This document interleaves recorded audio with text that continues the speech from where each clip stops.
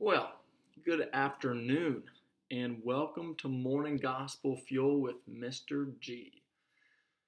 It is Tuesday, October 13th, the feast day of Blessed Agostina Pietrantoni. And you know what? I gotta be honest, I'm lying. It is not the feast day of Blessed Agostina Pietrantoni. That is actually November 13th and not October 13th. However, I really like her page today because they have it on October 13th. I'm only going to assume because there's a different saint they talk about on November 13th, so at least in the book. So we'll celebrate her today because I like her page. Anyway, she is the patron saint of nurses, which we'll find out about here shortly whenever I read her page.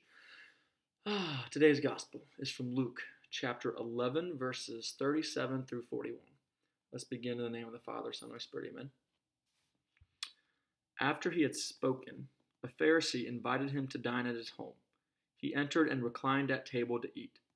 The Pharisee was amazed to see that he did not observe the prescribed washing before the meal. The Lord said to him, "O you Pharisee, although you cleanse the outside of the cup and the dish, inside you are filled with plunder and evil.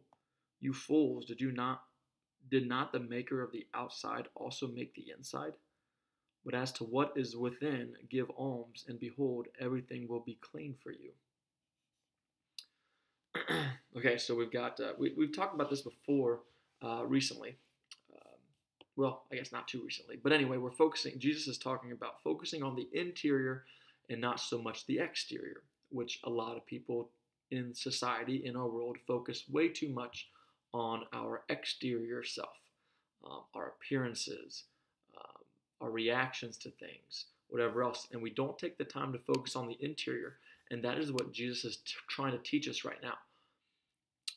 Even though he is invited into their house, so I'm trying to put myself in the Pharisees' shoes, because keep in mind, all of us are probably more like the Pharisees as opposed to like Jesus in the scriptures.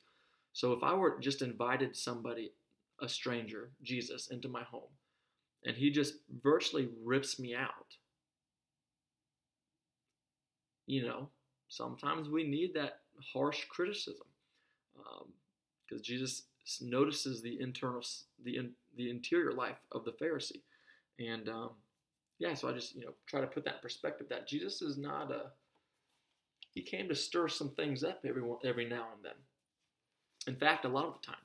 So we're going to kind of in a somewhat smooth way try to transition that into this page today. It is titled Feelings and is on October 13th, which is today, for Blessed Agostina Pietrantoni.